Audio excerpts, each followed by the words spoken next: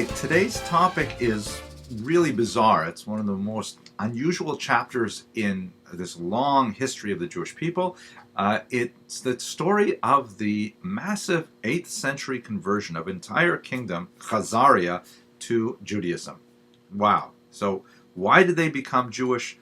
What happened to them? It's really an amazing story. If you look at this first slide here, you see the green area is roughly the range of Khazarian influence. It's a massive region in the area of what would be called, let's say, Ukraine, a good chunk of Russia, the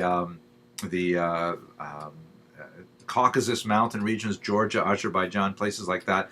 And this region was Jewish for about 500 years. Wow, how did that happen?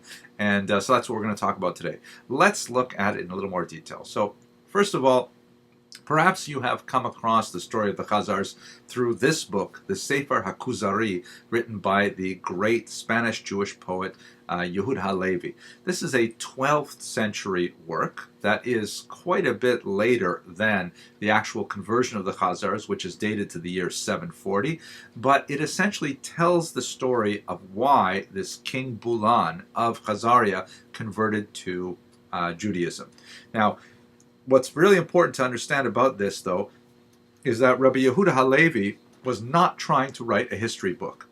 This is a work of Jewish philosophy. If you want, it's a work of comparative religion. It's not intended to be an accurate historical account of the conversion. The story goes like this, as presented in the Kuzari, but basically, it's, in brief, it really is what happened. This King Bulan, a pagan living in his capital of Itil, which is on the northern part of the Caspian Sea, he wonders about, what is religious verity, and he decides he's going to hear from all of the great monotheistic faiths. He feels like it's time for himself and his people to move on from paganism, and clearly monotheism is a burgeoning trend, and therefore he says, okay, let's find out about, what's going on with the monotheistic faiths. He calls for a debate between the three great Western faiths, that is Christianity, Judaism, and Islam, and he has all of the figures discuss the historical elements of their faith, and ultimately, after he hears all of them, he decides that Judaism makes the most sense, and he converts himself, and his entire nation follows him into Judaism. That's the basic story as presented in the Kuzari. Now, why Rabbi Yehuda Halevi wrote it, and he could only write it really within the very special environment of Spain, which had large Muslim and Christian populations, was to give Jews an opportunity to defend their faith against the arguments of the other two great monotheistic faiths. And by couching it within a historical fact, the conversion of the Khazars to Judaism, he was able to present this rather challenging theological debate within a historical format, but really his main goal was to present the truth of Judaism vis-a-vis its competitors for people's allegiance. So we can't look at the Kuzari as a historical document. It is a work of phenomenal Jewish philosophy, but nevertheless, the basic story is really the core of what happened. But let's go into a little more detail into that. So here's a map of the entire region that you can see that the city of Itil right there on the north of the Kaspisches Meer, which is the Caspian Sea. This happens to be a German document. And they really extend quite far. If you can see up towards the top left, you see Kiev, which according to the great Ukrainianist Omelian Pritsak of Harvard, the late Ukrainianist, he believes that Kiev was actually a Jewish outpost of the Khazars, which is fascinating to think that, the central city of the entire Eastern European civilizations of Ukraine, Belarus, and Russia, what's called the mother of all Russian cities, so to speak, was actually a Jewish trading post to begin with. But nevertheless, you see it goes all the way from Ukraine, right across much of the Don region in Russia, and well into Central Asia. So what exactly happened? We know a little bit more from a 10th century document that was written also in Spain, or it comes to us from Spain. This is a beautiful view of the Alhambra, a very important Spanish palace that many believe was actually constructed by Jewish figures at the time. We'll talk more about that in a later class. The great Jewish diplomat Chastai ibn Shaprut, conducted sort of a survey of major Jewish communities throughout the world, and he sent a request out to Khazaria, and he received 2 responses from a King Joseph, who in fact told the whole story of how Khazaria became Jewish in the year 740, and in fact, this is really the basis for Yehuda Halevi's story.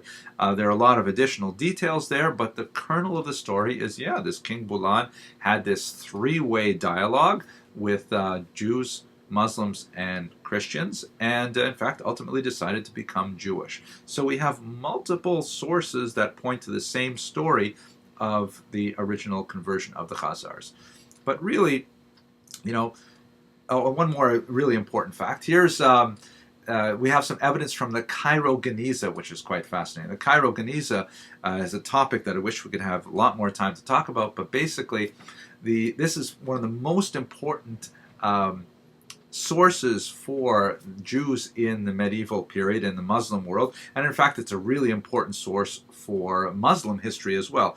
According to traditional Jewish law, any document that has one of the 7 names of God that have special holiness may not be destroyed. You can't just throw away, for example, a Torah scroll, chas v'shalom, or a prayer book, or anything like that cannot be thrown away.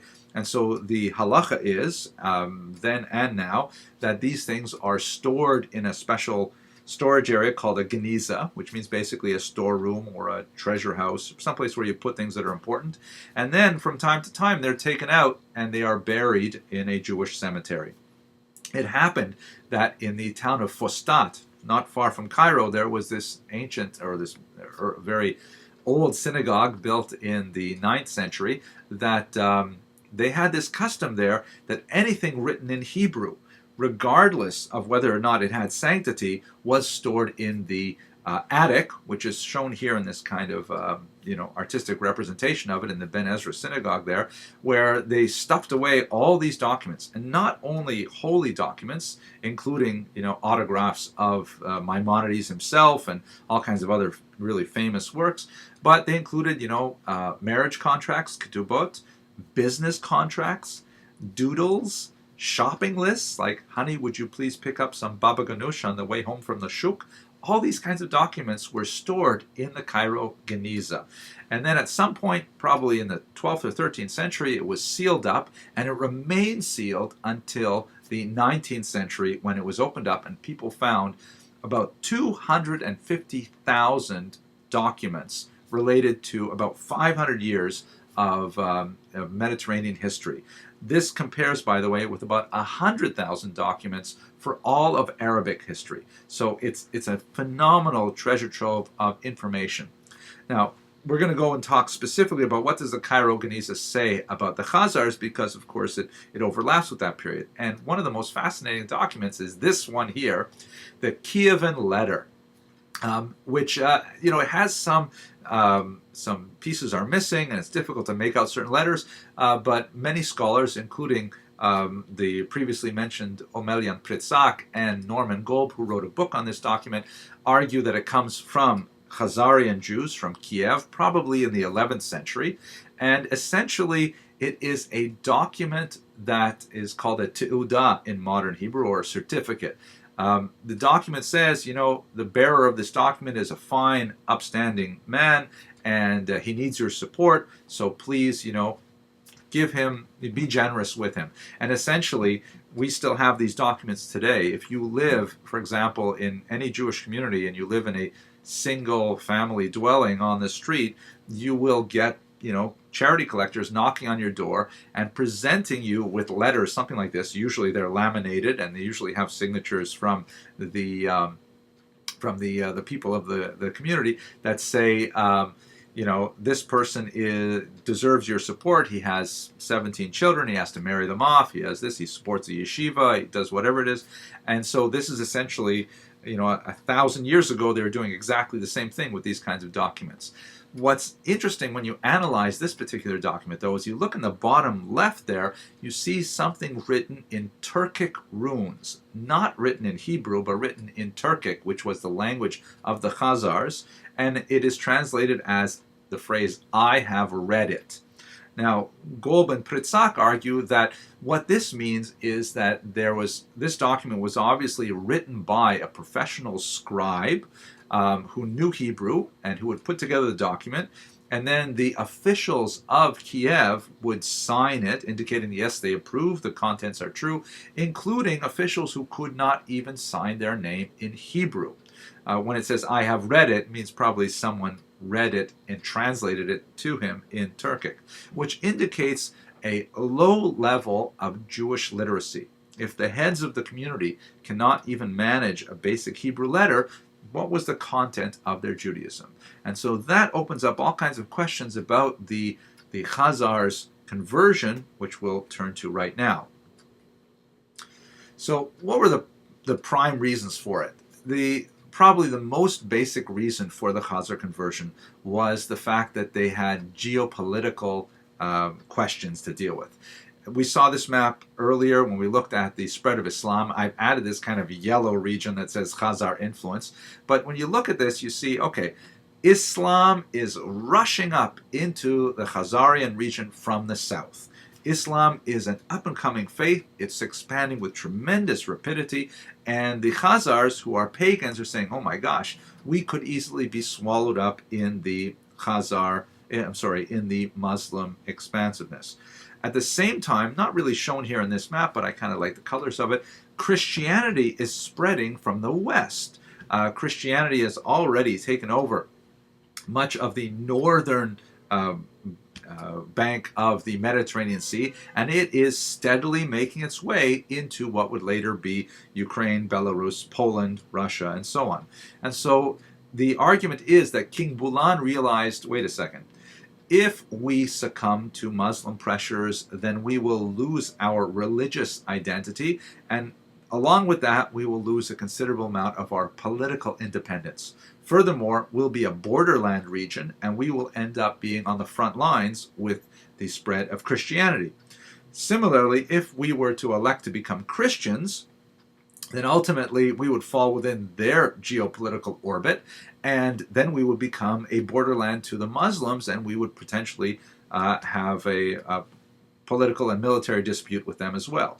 But Bulan realized that, in fact, both the Christians and the Muslims regarded Jews as a sort of privileged, protected people. The Muslims through the Pact of Umar, the Christians through the Doctrine of Witness, and therefore he said, wait a second, what if we take a moderate approach and we become Jews? Then Muslims will have to, respect our political integrity, at least to some degree, Christians as well, and we can retain our identity within the context of the spread of these other two great monotheistic faiths. V'kachava, that seems to be what he decided, and in fact the Khazars did maintain their independence as a Jewish nation for about 500 years as a result. Still, we have lots of other questions like, wow, they became Jewish? I mean, what happened? Why did they become Jewish besides the geopolitical? How Jewish were they? How come we don't hear anything more about them? I mean, these are all really big questions. So let's look at those right now. So there's evidence from medieval travelers that, in fact, the level of their Jewish commitment was fairly thin. Travelers like Benjamin of Tudela, Pataki of Regensburg, talk about the Khazars, and they don't seem to have a lot to say about them. It doesn't seem to really excite their attention that there is this huge Khazar kingdom. Not to mention the Geonic responsa that has survived from Babylon, which is not so far from Khazaria. We don't have too much reference to the Khazars. They don't seem to be really on the radar of the rest of the Jewish world, so much so that we really only hear about them in the 10th century with Chasdai ibn Shaprut. There's some significant question that maybe they didn't practice very basic rituals like circumcision, and that's like one of the most fundamental Jewish rituals. As Jews become assimilated, it's one of the very last rituals to go. Perhaps they were Karaites. Perhaps they practiced a form of Jewish expression that denied the validity of the oral Torah. That's also a possibility. It's kind of lost in the dark. And it's very difficult for us to determine this from the archaeological record. If you see, for example, this coin from early Khazaria, it looks like a Jewish symbol, but the fact is the Star of David wasn't a Jewish symbol for many, many hundreds of years later. So it's hard to really understand what kind of Judaism they practiced, but the bottom line is they probably were not practicing full rabbinic Judaism as other peoples were. Many scholars feel that perhaps the reality of the Khazar environment was such that only the top layer of society, the royalty, for example, converted to Judaism, and the rest of the population just maintained a nominal kind of attachment to Judaism. All these things are possible as we understand the degree of conversion of the Khazars. Now, what happened to them? So this is kind of an interesting topic that many scholars look at today. Perhaps the most significant argument that really stirs the pot over the Khazars is expressed in this book by the famous author Arthur Kessler, called The 13th Tribe, in which he argues, along with several other scholars, that the Khazars, when they disappeared, they essentially formed the ethnic basis for Eastern European Jewry, known as Ashkenazic Jewry. Most scholars dispute this theory, and in fact they impute less than ideal motivation to those who advance this proposition. But just in brief, why would you argue that the Khazars became Ashkenazi Jewry? Well, because you've got this massive population, and where do they go? I mean, what happens to them? That's the central argument, really, is where do all these Khazars go? We know that they're there. They're there until the 13th century, and then all of a sudden they disappear. The problem is there's very little evidence to indicate that the Khazars had any impact on Eastern European Jewry culturally, so it's hard to see any Khazar influence on these people. And at the same time, there's lots of evidence to indicate that Rhineland Jewish civilization, which is the heartland of Ashkenazi Jewry, the word Ashkenaz is associated with the northern German region of Speyer, Worms, and Mainz. There you see lots of evidence, like, for example, linguistic evidence.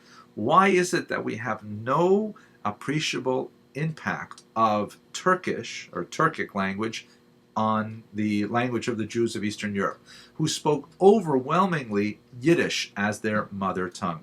Yiddish is basically medieval German, so they carried the language with them from medieval Germany into Eastern Europe and Poland and Russia, Ukraine, places like that.